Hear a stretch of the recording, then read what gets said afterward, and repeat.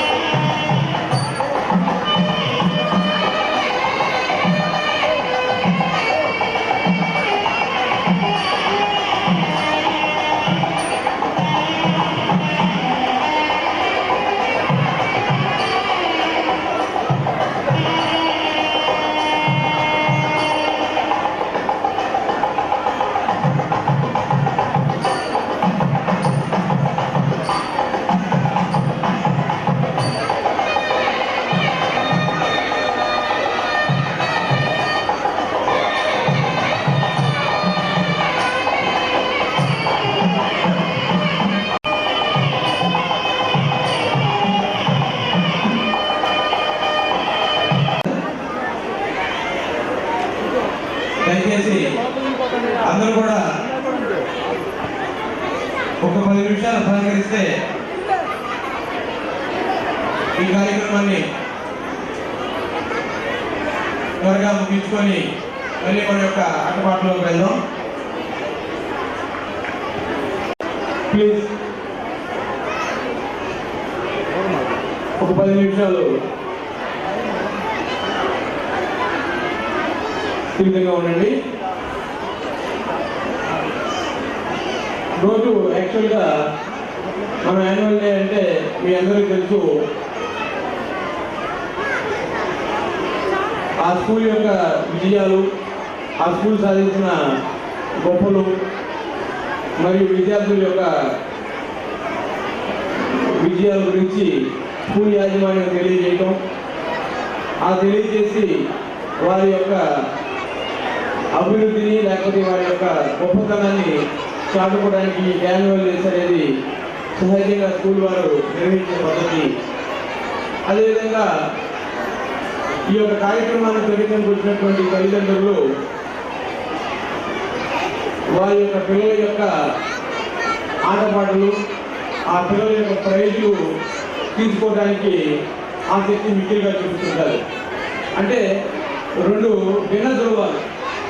School యాజమాన్యమేమో వారి యొక్క విజయాలను చాటుకోవాలని, తల్లిదండ్రులేమో ఆ పిల్లల యొక్క విజయాలు మరియు వారి యొక్క ప్రైజులు ఆటపాటలు తొలగించాలనేది ఈ ప్రయత్నమే యాన్యువల్ డే. అయితే దానికి భిన్నంగా రెండు మంచి విషయాలు చెప్పేసి ముఖ్య అతిథి గారికి అదేవిధంగా అతిథికి అవకాశం ఇవ్వడం జరుగుతుంది. కాబట్టి దయచేసి నిశ్శబ్దం పాటించవలసిందిగా కోరుకుంటున్నాను.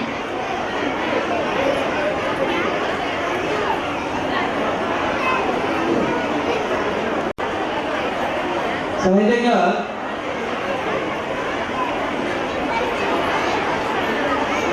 అందరూ కూడా ఈ కార్యక్రమాల్లో వారి యొక్క పిల్లల ఆటపాటలు అదేవిధంగా వినాలని ఆసక్తి ఉంటుంది. అయితే ఒక రెండు మంచి విషయాలు చెప్పాలని సదుద్దేశంతో ప్రయత్నం చేస్తున్నాను. దయచేసి తల్లిదండ్రులు వినవలసిందిగా ప్రార్థన. సహజంగా ఈ రోజుల్లో నేను ఆంధ్రప్రదేశ్ అండర్ మేనేజ్మెంట్ స్కూల్ ఫెడరేషన్కి వైస్ ప్రెసిడెంట్గా జిల్లాలో జనరల్ సెక్రటరీగా బాధ్యతలు నిర్వహిస్తున్నాను. చాలా యాన్యువల్ డే ఫంక్షన్స్కి, ఫేర్వెల్ డే ఫంక్షన్స్కి, టీచర్స్ మీట్కి సుమారుగా 1000 నుంచి 2000 మీటింగ్కి అటెండ్ అయ్యాను. అక్కడ నేను ఇందాక చెప్పినటువంటి తప్పనే తల్లిదండ్రుల్లో అదేవిధంగా వారి యొక్క విద్యార్థుల్లో ఉంటుంది. యాజమాన్యము ఈ ప్రయత్నం చేస్తుంది. కాబట్టి మనం సాధించిన విజయాలు, మన యొక్క గొప్పతనం అన్నీ మీ అందరికీ తెలిసిందే. అది మళ్ళీ తెలియజేయాల్సిన అవసరం లేదు. అయితే ఒక్కసారి చెప్తాను. 1993వ సంవత్సరం ఒక ఇంటర్మీడియట్ కుర్రవాడు ఇంట్లో ప్లేస్ లేదని చెప్పి ఆయనకున్నటువంటి ఇంకొక రూమ్లో చదువుకోవడం ప్రారంభించాడు. అతను చదువుకోవడం చూసి పక్కన ఆయన ఇన్స్పైర్ అయ్యి ఆయన ఏజ్ గ్రూప్ ఉన్న పిల్లలు చదువుకోవడం మొదలుపెట్టారు. ఆ ఇంటర్మీడియట్ ఒక అబ్బాయి తమ్ముడు 9th క్లాస్ చదువుతూ ఆ అబ్బాయితో పాటు కూర్చొని చదువుకోవడం మొదలుపెట్టాడు. ఇలా మొదలుపెట్టి ఆ యొక్క లైన్లో పక్క లైన్లో ఉన్నటువంటి పిల్లలందరూ కూడా ఆ ప్లేస్లో చదువుకోవటం జరుగుతూ ఉంది. కొన్ని రోజులకి ఒక మాస్టర్ గారు వచ్చి చాలా బాగా చదువుతున్నారు, మీరు బాగుంది విధానం అని చెప్పారు. తర్వాత కొన్ని రోజుల తర్వాత ఒక నెల రోజులు గడిచిన తర్వాత ఆ పక్కన ఉన్నటువంటి పిల్లల తల్లిదండ్రులు అందరూ కూడా వచ్చి ఆయనకి కొంత అమౌంట్ ఇచ్చారు. మీరు ట్యూషన్ మాస్టర్ అండి, మీరు ట్యూషన్ ఫీజు తీసుకోండి అని చెప్పి. ఆ ఇంటర్మీడియట్ చదువుకునే పిల్లవాడు ఈయన కోటేశ్వర గారు. అప్పుడు 9th క్లాస్ ప్రిపేర్ అవుతుంది నేను.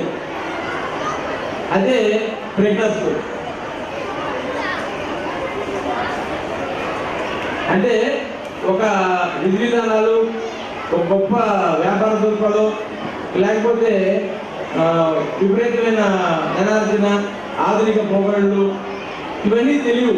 సహజంగా ఇంటర్మీడియట్ చదువుకునే బాబుకి, 9th క్లాస్ చదువుకునే బాబుకి చదువు పట్ల ప్రేమ తప్పించి, తల్లిదండ్రులంటే భయం తప్పించి ఇంకేమి తెలియని రోజులు.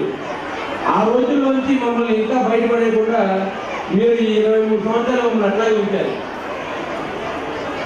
కాబట్టి చాలా ధన్యులు మేము. ఎందుకంటే ఇంకా ఆయన ఇంటర్మీడియట్ చదువుతున్నట్టు, నేను 9th క్లాస్ చదువుతున్నట్టు ఉంది. కానీ రోజు కూడా ఇక నేను ఆ క్లాసుల నుంచి బయటపడాల. మేమేదో ప్రైవేట్గా చదువుకోవడం, లేకపోతే రెగ్యులర్ స్కూల్కి వెళ్ళడం, కాలేజీకి వెళ్ళడం జరుగుతూ ఉంది.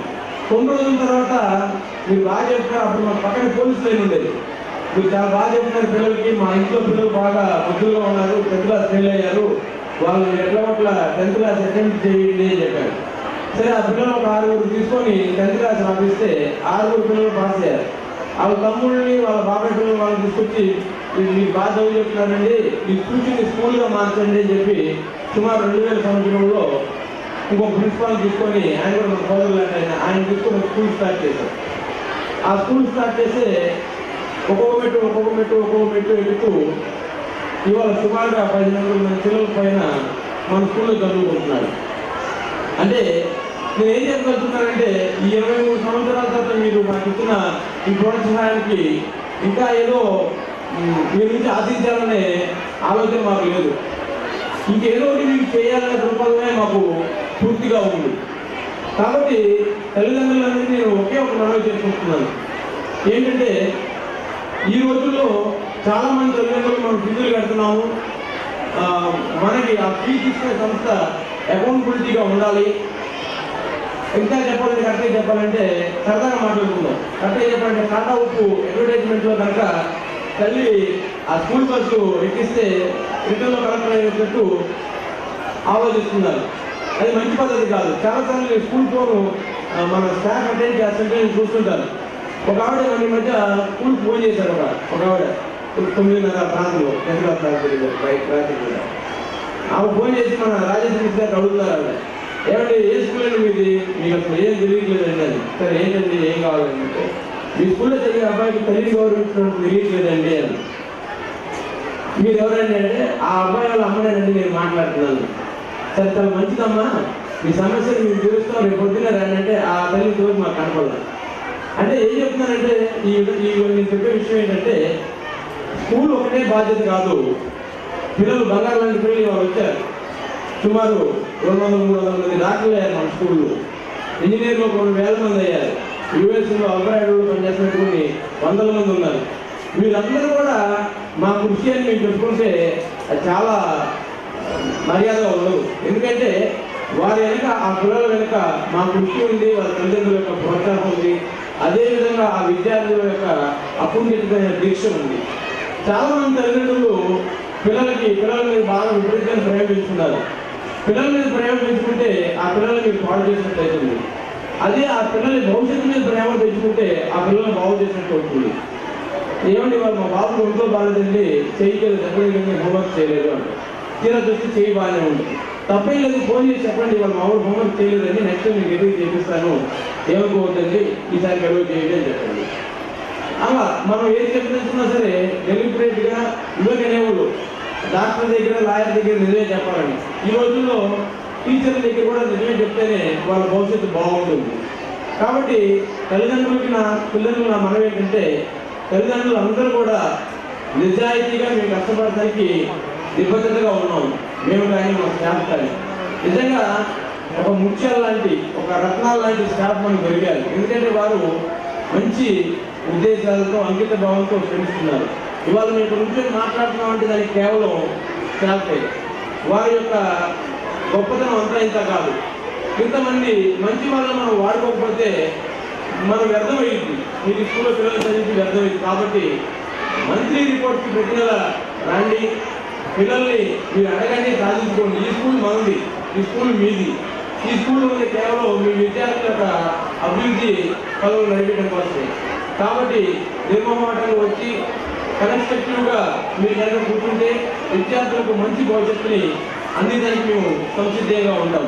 ఎందుకంటే ఇందాక మనం పుష్పలంకరణ చేసినటువంటి వ్యక్తి ఆయన మా తాతగారు అని చెప్పి ఆయన మేము గారులాగా చేసి సార్ చేత పుష్పలంకరణ చేయాల.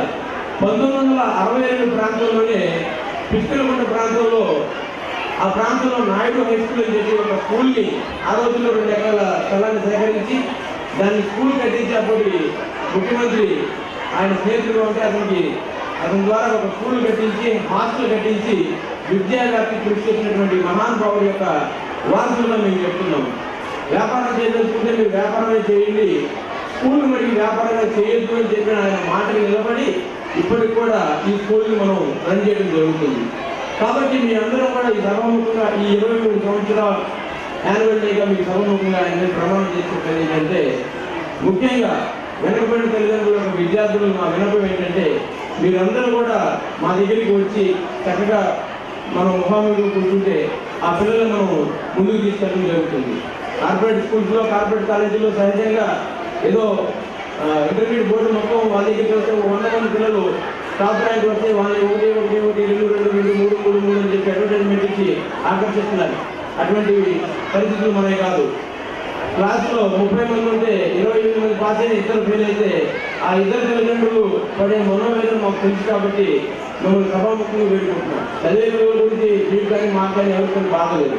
చదువుకునే పిల్లల కోసమే ఇటువంటి అవకాశాలు మనం తీసుకొని ముందుకు వెళ్ళి వారిని కూడా మనం మంచిగా చదివించి ఒక గొప్ప స్థితిలో నిలబెడితే మీ యొక్క ఈ వృత్తిలో వచ్చినందుకు లాభం కలుగుతుంది. ఇవాళ ముఖ్య అతిథి గారు చాలా ఇన్స్పైరింగ్ పర్సన్. ఆయనతో నాకు ఒక ఎండాకాలం రోజు పరిచయం అయింది. ఆయన మాట్లాడుతుంటే మేమే మామూలుగా ఒక కరెంటు కట్టిన సేవావాదులు అంటే ఆయన మమ్మల్ని మించిన కరెంటు కట్టిన సేవావాది. మరి చివరికి ఎడిదారి తీసుకుంటూ మా పరిచయం మాకు తెలియదు, కానీ ఆయనతో మాట్లాడుతున్నా ఆయనతో గడుపుతున్నా కూడా మీరు చాలా టైం వేస్ట్ చేయబడితే ఆయన కోసం 1 రోజులు బయట వెయిట్ చేస్తారు. మేమైతే చాలా టైం ఆయన తీసుకుంటాం. అయినా తప్పదు, ఎందుకంటే సేవా దృక్పథం కలిగి నవభారత నిర్మాణంలో పాలు పంచుకోవాలనే దీక్షాపరాయణలు నిజంగా ఆ సమయం తీసుకోవాల్సిందే. మీరు మన రోజు ఉండే వాళ్ళని ముఖ్య అతిథి గారి ప్రసంగాన్ని చక్కగా వింటారని ఆశిస్తున్నాను. అదేవిధంగా మీ అందరికీ నా మనవి ఏంటంటే మనందరం కూడా డెలిబరేట్గా ఈ రోజు నుంచి పిల్లల విషయాల్లో అబద్ధం ఆడకూడదనే ఒక గొప్ప నిర్ణయంకి రావాలి. సహజంగా టీచర్లు చెప్తున్నారు ఏమిటంటే, బాబు మీ బాగా ఎట్లా చదువుతున్నాడంటే ఇదివరకు కొంచెం పర్లేదండి అంటాడు. డాక్టర్లు కనుక ఎట్లా ఉన్నారంటే డాక్టర్ గారు ఉన్నారు, ఎట్లా ఉన్నారంటే నిన్న పర్లేదండి, ఈరోజు కొంచెం క్లాస్ తీసుకుంటాడు, కొంచెం మెరుగుందండి అని. అవి టీచర్లు కూడా అలవాటు చేస్తున్నారు. ఎందుకంటే నొప్పించకూడదు పేరెంట్స్ అని, కొంచెం పర్లేదండి ఇప్పుడు దారిలోకి వస్తున్నాడు, స్పందిస్తున్నాడు అని చెప్పి. కాబట్టి అలా వద్దు. మా టీచర్లందరూ కూడా అదే చెప్తున్నారు, ఏం చెప్తున్నారు సార్, గట్టిగా చెప్తాం సార్, వాడిని మార్చుకుందాం సార్, మీ పేరెంట్స్ కోఆపరేషన్ కావాలి సార్. మీరు ఊరినే ఉపన్యాసాలు ఇచ్చి చెప్పండి పెట్టుకోవాలి సార్, గట్టిగా చెప్పండి. మీరు మీ పేరెంట్స్ అందరికీ గట్టిగా చెప్పండి, మేము వాళ్ళ పిల్లల కోసం శ్రమించడానికి ముందుకు వస్తున్నాము, వాళ్ళు కూడా అదేవిధంగా రమ్మనండి. అద్భుతమైన విజయాలు సాధించి వారి యొక్క భవిష్యత్తులో మంచి చేద్దామని చెప్పేసి వారు దీక్ష పెట్టున్నారు. మీరు కూడా అదేవిధంగా ముందుకు వచ్చి ఈ స్కూల్లో ప్రతి విద్యార్థి, క్లాసులో చివరి విద్యార్థులు సహా అందరూ కూడా ఫస్ట్ ర్యాంకర్గా రావాలని ఆశిస్తూ మరి మన స్కూల్ నివేదికను డైరెక్టర్ కోటేశ్వరరావు గారు చదవలసిందిగా ప్రార్థిస్తున్నాను.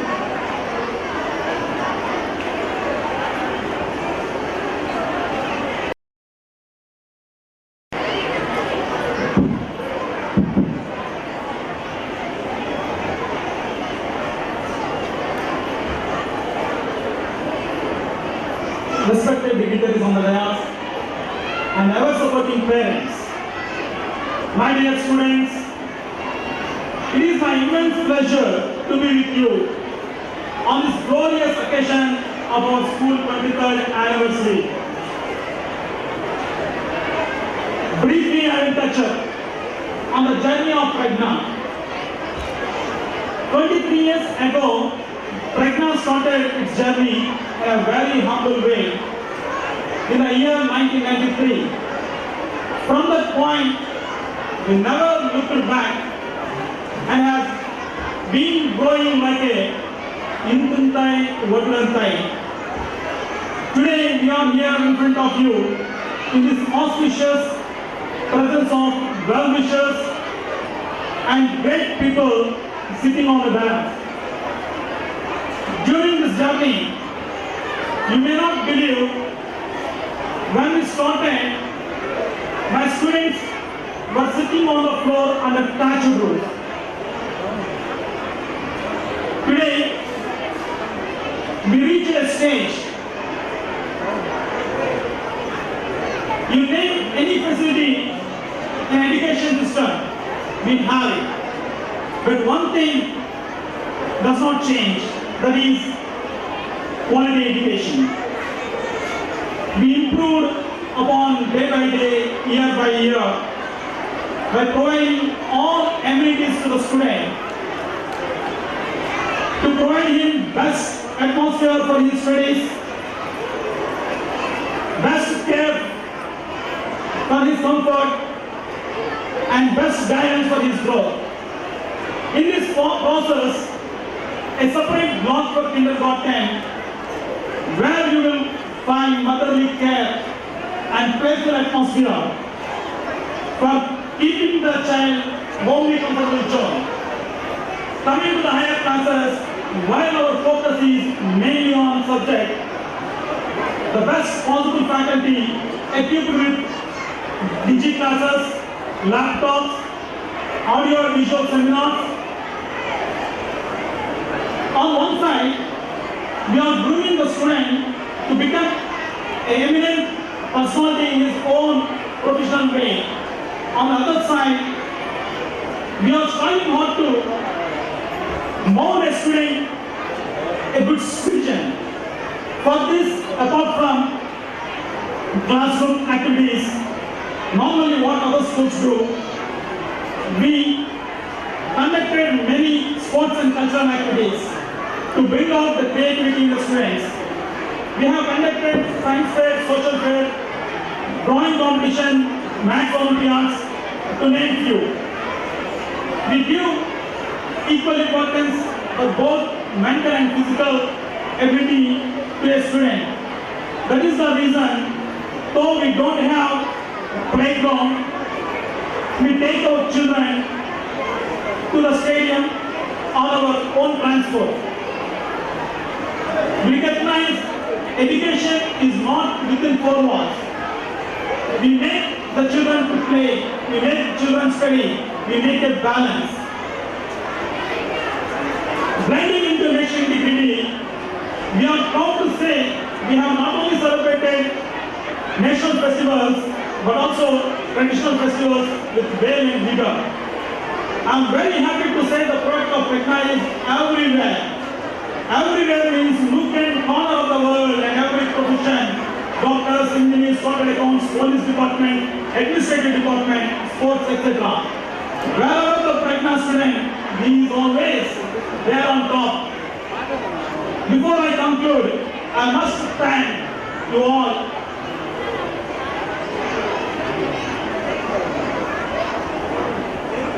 థ్యాంక్స్ చెప్తాను. చాలా మంది ఇంగ్లీష్ అర్థం కాని మాట్లాడుతున్నారు, నాకు అర్థం కావడం లేదు. తెలుగులో మాట్లాడతాను.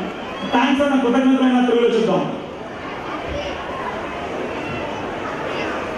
ఇప్పటి వరకు నా స్టూడెంట్స్ మాట్లాడుతూ చాలా కష్టపడి మా స్కూల్ని పైకి తీసుకొచ్చారు. మా లీడర్స్ అని చెప్పేసి వాళ్ళు పొగుడుతూ మాట్లాడారు.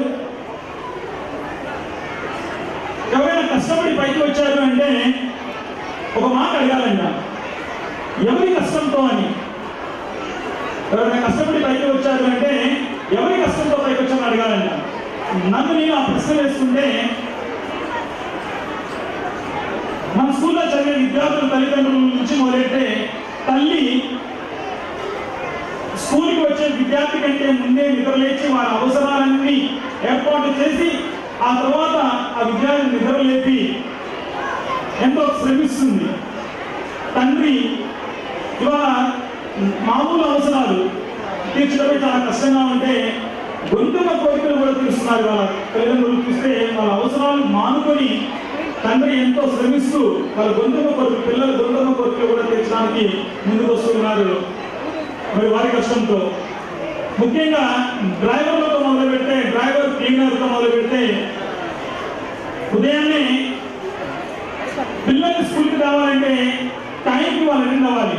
ప్రతిరోజు ఏ ఒక్క రోజు కాదు, ప్రతిరోజు టైంకి వాళ్ళు టైంకి బస్ దగ్గర ఉండాలి, టైంకి స్కూల్కి చేర్చాలి. మరి ఆ డ్రైవర్లు క్లీనర్లు వారి కష్టం చూడాలి. ఆయనలు మన ఇంట్లో ఒకరిద్దరు పిల్లలుంటే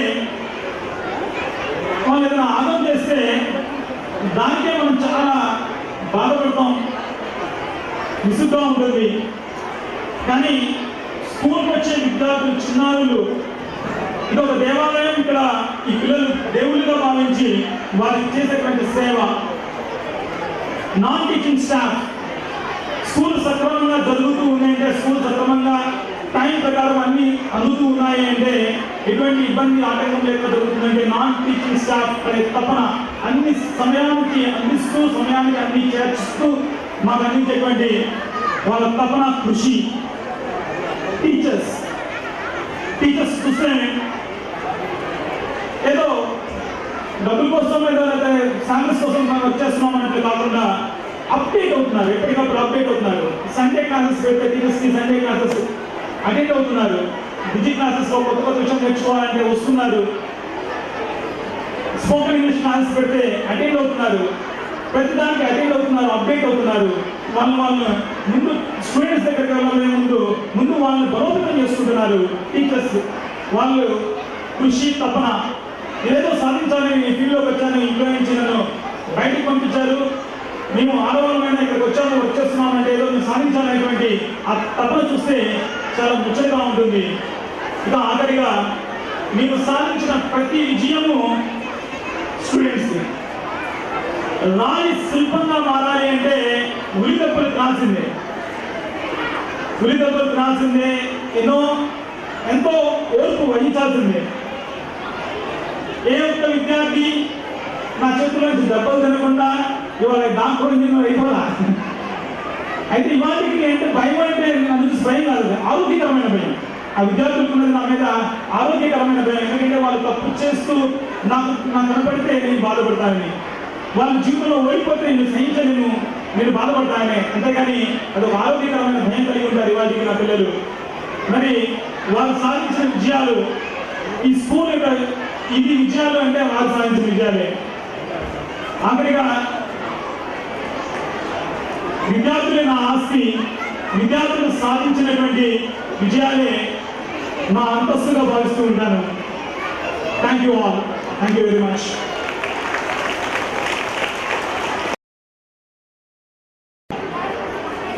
నిజంగా స్కూల్ నిర్వహణ అంటే మీ అందరికీ తెలిసిందే. మనకి స్కూల్ బస్సు 7 గంటలకు ఒక ప్రాంతం వస్తే 8 గంటలకు మనం 3rd క్లాస్ నుంచి 10th క్లాస్ దాకా మనం స్టార్ట్ చేస్తాం. అంటే అక్కడ తల్లిగా ఆ పిల్లల యొక్క తల్లి ఉదయం 5-6 గంటలకు అక్కడ లేవాల్సి వస్తుంది. నిజంగా సార్ చెప్పి చాలా కష్టమాట. ఎందుకంటే ఒక్కొక్క పేరెంట్ తీసుకెళ్ళడానికి వచ్చినప్పుడు ఆయన ఆర్థిక స్థితి సుమారు ఇక్కడ ఉన్నటువంటి 15 మంది తల్లిదండ్రులు, బంధువులు, ఆత్మబంధువులు, స్నేహితులు అట్లా ఉన్నటువంటి వారు ఎక్కువ. వాళ్ళ ఆర్థిక పరిస్థితులు నాకు టీచర్కి సార్ తెలియకపోవచ్చు. కానీ సరిగ్గా మన స్కూల్లో టీచర్స్ వచ్చేవాళ్ళు అంటుంటారు, సార్ మనకున్న స్ట్రెంత్కి మనం ఏ రేంజ్లో ఉండాలి సార్, ఏ రేంజ్లో ఉండదయా, మనం ఏ రేంజ్లో ఉంటే చాలు మనం సేవ చేయడానికి వచ్చేవాళ్ళు. మరి అంత స్థితిలో కూడా విద్యార్థులు అన్ని అవసరాలను తీరుస్తూ అవసరాలతో పాటు వారి కోరికలు, మరి ఆ పిల్లలకి చిన్న కోరికలు అవచ్చు. కానీ మన దగ్గర చదివించేటువంటి మధ్యతరగతి సామాన్య తల్లిదండ్రులకు అయితే మరి అప్పర్ క్లాస్ స్టూడెంట్స్కి జరిగే కోరికలు అయితే చాలా ఇబ్బందికరంగా ఉంటాయి. అయినా కూడా వాటన్నింటినీ కూడా తీసుకుంటారు. మరి చక్కటి రవాణా వ్యవస్థ మన రాష్ట్రంలోనే మనకు ఉన్నటువంటి 10 బస్సులు, 10 మంది క్లీనర్లు ప్లస్ 10 మంది డ్రైవర్లు, ఎక్స్ట్రా 2 వర్కర్స్. ఏ రోజు కూడా భగవంతుడు లేదు 99వ సంవత్సరం మన బస్సులు నడపడం మొదలు పెడితే ఇప్పుడు ఒక భగవంతుడి దయతో, అదేవిధంగా మరి డ్రైవర్ ట్రైన్ యొక్క చాకచక్యంతో ఎటువంటి ప్రమాదానికి కూడా గురి కాలేదు. కాబట్టి భగవంతుడికి ఈ సందర్భంగా కృతజ్ఞతలు తెలియజేస్తున్నాం. అదేవిధంగా ఆయములు మన స్కూల్లో రోజు అయితే ఒక పెద్ద పనులు ఒక 2-3 జరిగినట్టే. ఈ 1500 మంది పిల్లల్లో రోజు 1000 మంది పిల్లలు క్యారేజ్ చేసుకుంటారు. భోజనాల టైంలో అయితే అసలు విపరీతంగా ఉంటుంది. రోజు పెళ్లి భోజనాలు మన దగ్గర. మనం తినేసిన తర్వాత ఇంకడే మనం మున్సిపాలిటీ కంప్లైంట్ ఏం సార్ రోజు పెళ్లి చేస్తున్నారా మీ స్కూల్లో, అంత డంపోతూ ఉంటుంది. అయినా కూడా ఆయన ఎంతో సంతోషంగా వాళ్ళ సొంత పిల్లల కన్నా ఎక్కువగా భావిస్తూ చక్కగా వాళ్ళ పిల్లల్ని ప్రేమగా చూస్తారు. మేము ఒక రోజున విసుకుంటారేమో, ఆయన కోపడతారేమో చూస్తారు. ఏ రోజు విసుక్కోరు. అది చాలా సంతోషం. అదేవిధంగా ఏ స్కూల్లో లేని విధంగా 12 గంటలు క్లాస్ ఆపేసి 6 గంటల సేపు మన ఎల్కేజీ, యూకేజీ, ప్రీకేజీ టీచర్స్ వాళ్ళ క్లాస్లో ఉన్న పిల్లలకి భోజనం పెట్టి ఆ పనులు భోజనం చేస్తారు. చాలా గొప్ప విషయం. చాలా మంది తల్లిదండ్రులని ఈ సందర్భంలో అప్పీల్ కూడా చేయదలుచుకున్నాను. ఒక్కొక్కరు 2 క్యారేజీలు 3 క్యారేజీలు నేనే తెలియదు. నా భర్త దగ్గర నేనే తెలియదు. అంత క్యారేజీలు పిల్లలకి ఎల్కేజీ పిల్లలకి పంపిస్తున్నారు. అదేంటంటే ఏంటి బాబు అంటే పెట్టుకుంటున్నారంటే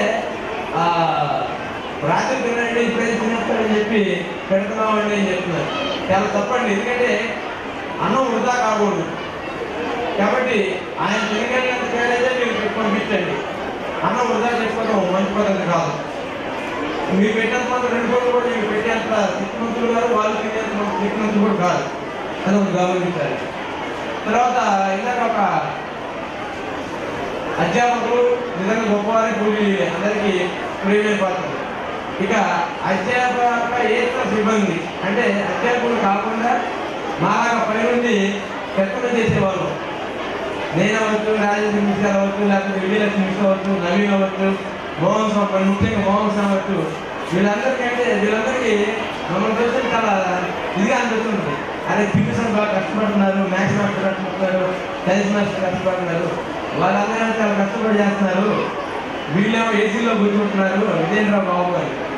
అయితే మా కష్టాలు చాలా వర్ణంగా ఉంటాయి.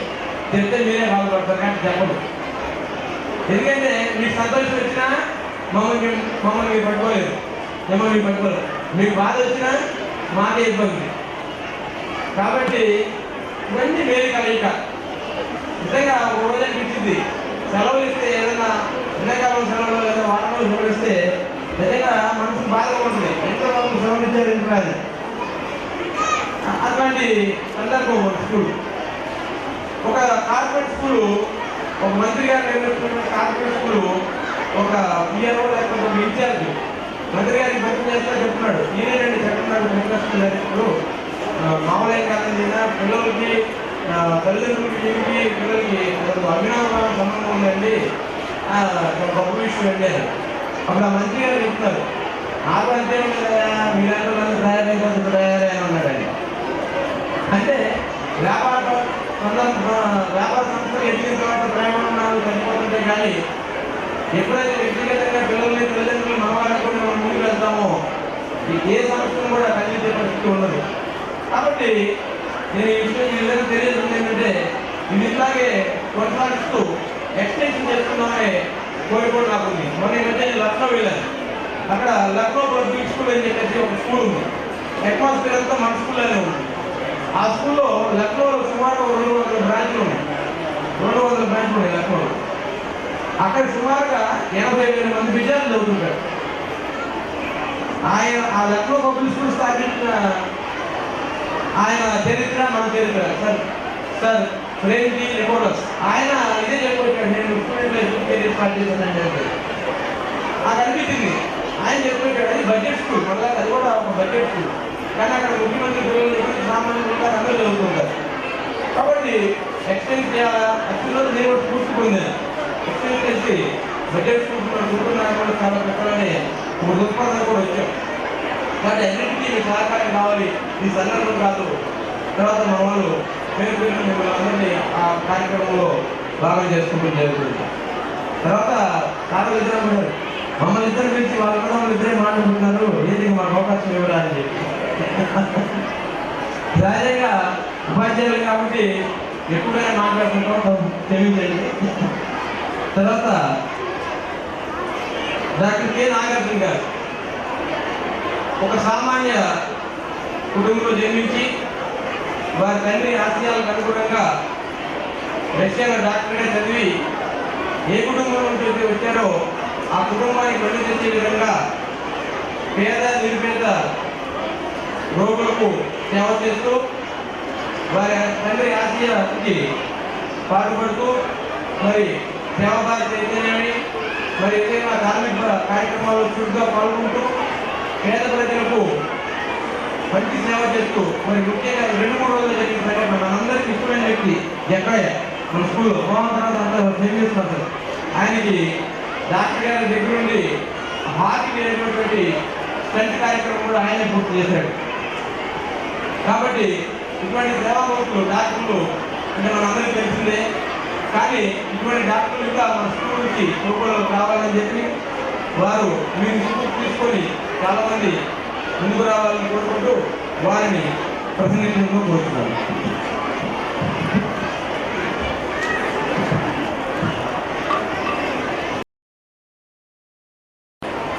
జరిగినటువంటి పెద్దలు శ్రీ శివశంకర్ గారికి, నాయుడు జగన్నాథ్ గారికి, నాయుడు కోటేశ్వర గారికి, విద్యార్థుల తల్లిదండ్రులకు అందరికీ నా నమస్కారం.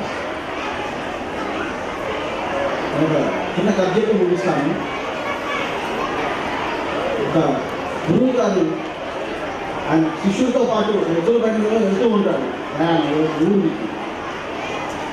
గురువు గారు నిద్ర వస్తుంది కొద్దిసేపు తర్వాత. అదే నేను కొనుక్కుంటాను కానీ మన బండిలో ఉన్న సామాన్లన్నీ జాగ్రత్తగా చూస్తూ ఉందని చెప్పి నిద్రపోతాను. కొద్దిసేపు వెళ్ళినప్పటికీ కతులు రోజు కొన్ని సామాన్లు కింద పడుతూ ఉండవు. కొద్దిసేపు సౌండ్ గురువు గారు తెలుస్తాడు. తెలిసి చూసేటప్పుడు కొన్ని సామాన్లు పడిపోతూ వస్తుంది. అరే ఎంత సామాన్లు పడిపోతున్నాయి, ఏం చేస్తున్నా అంటే వీరే గారు గురువు గారు చూడమని చెప్పారు, చూస్తున్నానండి, ఫలానా వస్తువులని పడిపోయింది కదా అంటే పరిస్థితి మొత్తం చదువుతాను. కొన్ని గొడవ పడిపోయిన మన వస్తువులు రాయి మొత్తం అయ్యాక తీసుకొని తీసుకొచ్చిన తర్వాత ఎక్కడ దిగుతుంది అని చెప్పి మీరు అదే ఇందులో ఉన్న వస్తువుల మీద మనకు ఉపయోగపడే వస్తువులు ఏది కింద పడ్డా సరే తీసి పడిపోయేవాడిని అని చెప్పి మళ్ళీ కోరుకుంటాను. కొద్దిసేపు వెళ్ళిన తర్వాత ప్రాణవాసన వస్తుంది బండిలో. ఏందని చెప్పి లేచి చూస్తే ఎందుకు పేడ వేస్తాడు, మీరు తీసి పరిగెత్తుకుంటే తీసి బట్టలు వేస్తూ ఉంటాడు. అంటే అదేంటంటే అంటే వీరే గారు గురువు గారు బండిలో వచ్చి ప్రతి మందే అదే పడ్డాక కింద పడితే పడిన బండి ఉన్నాను. ఇప్పుడు ఇట్లా కాదు చెప్పి అదే బండిలో ఉన్నట్లు పనికొచ్చే వస్తువులు కింద పడితే బండిలో వేయి, పనికిరాని వదిలేసేసేవి మనం వాడుకునే వస్తువులు అంటారు. సరే కొద్ది దూరం బండి నడిచింది. నడిచిన తర్వాత పెద్ద గుంట వచ్చింది. గురువు గారితో పాటు సామాన్లు మొత్తం కింద పడిపోతాయి. వీళ్ళమ్మట శిష్యులు బండి ఎదురు ముందుకు వెళ్ళిపోతూ ఉంటారు. ఇంటికి అదనంగా సామాన్లు మొత్తం ఏరుకొని వెళ్ళిపోతాయి. బండి వేసేసి బయలుదేరుతూ ఉంటారు. వెనకాల గురువు గారు అదే కాకేస్తూ ఉంటారు. వీళ్ళు పట్టించుకోండి, గురువు గారిని అడిగేసి వెళ్ళిపోతారు. ప్రస్తుతం మన పిల్లల చదువులు కూడా అదే విధంగా ఉంది. పుస్తకంలో ఏది ఉందో దాన్ని బట్టి పడతాం అంతే. దాని నుంచి బయటకు వచ్చే ఆలోచన అనేది తగ్గిపోయింది. ఎందుకంటే పిల్లల మీద ప్రత్యేకమైన శ్రద్ధ ఉంటే తప్ప వాళ్ళలో ఉన్నటువంటి నైపుణ్యాన్ని వెలికి తీసి దాన్ని విస్తృతం చేసే వ్యవస్థ అనేది ఉండదు. ఆమె ఇందాక మాట్లాడేటట్టు తల్లిదండ్రులు కూడా ఎట్లుందంటే స్కూల్కి పిల్లాడు వెళ్ళిపోతే కలుపుతున్నారు. పెద్దవంగానే మంచి మంచి ఉద్యోగాలు, చాలా ఎక్కువ సంపాదనతో మామూలు చక్కగా హాయిగా బతకాలని కోరుకుంటున్నారు. ఆ విధంగా కోరుకోవడంలో తప్పు లేదు. కానీ చదువు ఒకటే జీవితం కాదు ఎవరికైనా అసలు. ఈ మధ్య కొంచెం కొటేషన్ పెద్ద చెప్పారు, నీ ఆరోగ్యాన్ని పణంగా పెట్టి నువ్వు ఎన్ని కోట్లు సంపాదించినా సరే నువ్వు జీవితంలో ఓడిపోయినట్లే. ఎందుకంటే ఆరోగ్యం సరిగ్గా లేనప్పుడు ఎన్ని కోట్లు ఉన్నారో నువ్వు ఉపయోగించుకోడు, నువ్వు దాన్ని అనుభవించడు. ఆ సంపాదన అంతా కూడా వృధా. తర్వాతకి ఇస్తానంటాడు, వాడు ఏం చేస్తాడు ఎవరికి తెలియదు. కాబట్టి పిల్లలకి చదువుతో పాటుగా మంచి ఆరోగ్యం ఉండే విధంగా ప్రోత్సహించండి. ఆటలు కానీ ఎక్స్ట్రా కరిక్యులర్ యాక్టివిటీస్ వాడికి ఏదైతే ఇష్టమో ఆటలతో పాటుగా పెయింటింగ్ కానీ, డ్రాయింగ్, స్విమ్మింగ్ కానీ, గేమ్స్ కానీ ఇట్లాంటి ఏదైనా సరే మంచి బుద్ధితో పాటుగా మంచి ఆరోగ్యం కూడా ఉండే విధంగా పిల్లలు శ్రద్ధ తీసుకున్నప్పుడే వాళ్ళు జీవితంలో సంపాదించడానికి కానీ పెద్దానికి కూడా సాధ్యత జరుగుతుంది. కాబట్టి మీరందరూ కూడా ఈ పిల్లల పట్ల, పిల్లల ఆరోగ్యం పట్ల కూడా శ్రద్ధ తీసుకుంటారని ఆశిస్తూ సెలవు తీసుకుంటారు. మేము రోజు కూడా డిఎస్పీ గారు వెంకటేశ్వర గారి ఆధ్వర్యంలో ఈ సంవత్సరం అయితే కుదరలేదు సరిగ్గా ఎప్పుడు కూడా గేమ్స్ తీసుకెళ్తా ఉంటాం. లాస్ట్ ఇయర్ స్పోర్ట్స్ మీట్ పెట్టాం. రోజు 9th క్లాస్ ఆటలు 8th క్లాస్ ఆటలు పోయి వెళ్తూ ఉంటారు. రోజు ఆడుకుంటూ వస్తుంటారు. సరే స్పోర్ట్స్ మీట్ పెట్టిన రోజు 30 మంది క్లాస్ ఉంటుంది గర్ల్స్ క్లాస్లో. ఆ రోజు 32 మంది ఆప్షన్ పెట్టారు.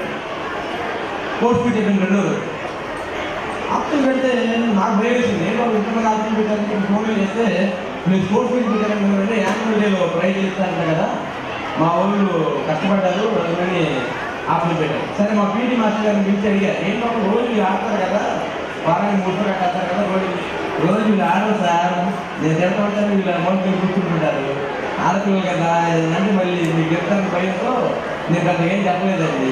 నేను పోటీలు పెట్టాను కానీ ప్రైజులు కావాలి కదా, బాగా పరిగెత్తారు, అలసిపోయి మూలపడ్డారు సార్. అక్కడ ఒక్కొక్కరు కాళ్ళు పట్టుకుపోయినాను. అయ్యో ఏంటో బాబు, నేను నెలకు నీకు ఒక 10,000 రూపాయలు జీతం ఇస్తూ ఆ స్పోర్ట్స్ వాళ్ళకి 10,000 రూపాయలు ఇస్తున్నాను, ఆయిల్ డ్రైవింగ్ ఇంత కట్టినట్టున్నాను ఏంటంటే ఏం తెలియదు ప్రిన్సిపల్ కదా. ఒక మంచి మాట చెప్పారు డాక్టర్. కొన్ని మన ట్రెడిషనల్ ఫుడ్ ఆడపిల్లలకైనా మగపిల్లలకైనా ట్రెడిషనల్ ఫుడ్ పెట్టి నిజంగా 200 మీటర్లు బరువు పెట్టాలని మాకు గుండెలు జాగ్రత్త. అది ఇలా 50 ప్రైజ్లో 100 మీటర్లు 200 మీటర్లు బరువు పెట్టాలంటే మాకు భయం వస్తుంది. కారణం ఏంటంటే వీళ్ళు అయిద్దేమో అని. అంటే శారీరకంగా ఆహారం అయితే పిల్లలు బర్గర్లు ఇస్తున్నారు కానీ మంచి ఆహారం అయితే ఇవ్వట్లేదు. చాలామంది బ్రేక్ఫాస్ట్ ఇంట్లో చేయని కుటుంబాలు చాలా ఉన్నాయి. టైం పట్ల వచ్చి మనం చేయగలిగింది లేదే కానీ అవకాశం ఉన్న వాళ్ళ మటుకి ఇంట్లో భోజనాన్ని ప్రిపేర్ చేయండి. అదేవిధంగా తల్లిదండ్రులు మన తాత ముత్తాతలు వాళ్ళ ఆహారాన్ని మనం తీసుకోవడానికి ముందుకు రావాలి. ఎందుకంటే ఇవాళ పేరుగాంచిన మన శివశంకర్ గారు చెప్పారు ఒక మాటలో, పేరుగాంచిన వాళ్ళ మన పేర్లు చెప్పలేము కానీ మోటివేటర్లను చేస్తాం. ఇలాంటి కార్యక్రమాలకు వస్తే 40,000 50,000 తీసుకుంటారు. వాళ్ళు చెప్పేది ఏంటంటే మన అరుగు మీద మన తాతయ్య చెప్పే మాటలు, మన బామ్మ చెప్పే మాటలు కొంచెం పాలిష్గా చెప్తారు. కొంచెం నవ్వొచ్చే విధంగా కొంచెం మోడర్న్ మాటలతో చెప్తారు. ఉమ్మడి వ్యవస్థ ఉమ్మడి కుటుంబాలు ఎప్పుడైతే స్పాయిల్ అయ్యాయో, ఉద్యోగ రీత్యా కానీ ఇంకా వేరే కారణాల రీత్యా కుటుంబాలు ఎప్పుడైతే విచ్ఛిన్నం అవుతుందో, కుటుంబ సమస్య విచ్ఛిన్నం అవుతుందో, ఇలాంటి మోటివేటర్లను తీసుకొచ్చుకొని దౌర్భాగ్యంగా ఒక గంటకి 40,000 ఇచ్చి వాటి రోజు వెళ్ళాల్సిన పరిస్థితి మనకు వచ్చింది.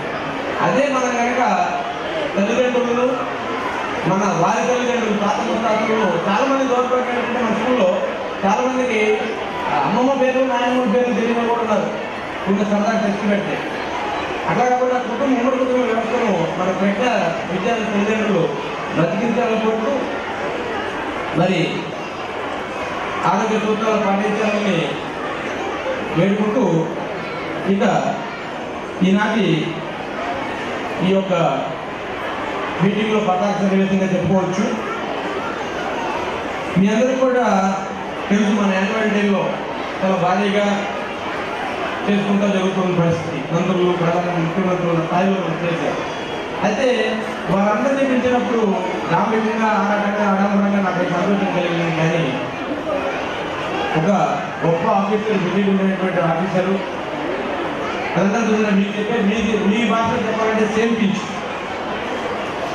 అంటే సేవా దృక్పథం కలిగి సమాజానికి ఏదో ఒకటి చేయాలనే ఆరాటం. యాక్చువల్గా కమర్షియల్ ట్యాక్స్, ఇన్కమ్ ట్యాక్స్ లాంటి డిపార్ట్మెంట్లో ఆఫీసర్లు వచ్చి ఆయన ముందు రోజు అందరూ కూర్చున్నారు. వాళ్ళందరూ కూడా ఇలాంటి మీటింగ్లకు రారు, వాళ్ళకి అవసరం కూడా ఉండదు.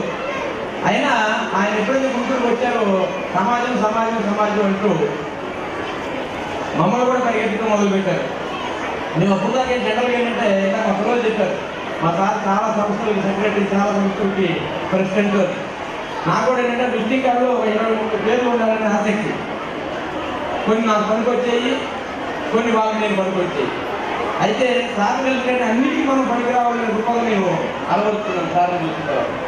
ఎందుకంటే అంత పొజిషన్కి వచ్చిన సారే మరి పనిచేయాలని రూపంలో వచ్చినప్పుడు మనం కూడా సమాజానికి ఎప్పుడో మా తాతయ్య 62లో చేశాడు అని చెప్పుకుంటే కూర్చొని ఇంకా 40-50 సంవత్సరాలు గ్రేడ్స్ పొందాలనుకోవడం చాలా తప్పు, దుర్మార్గం అనిపించింది.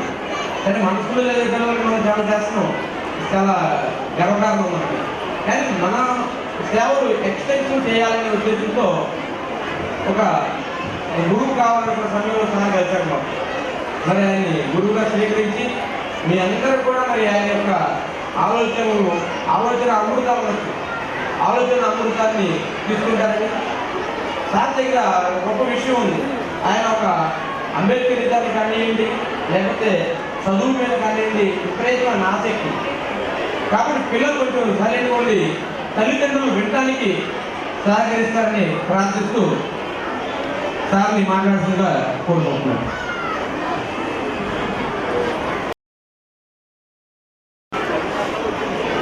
సభాధ్యక్షులు, Pragna's convent and smart school correspondent గారు అయినటువంటి మిత్రులు నాయుడు చక్రనాథ్ గారు, కోటేశ్వరరావు గారు, ఈనాటి గౌరవ అతిథి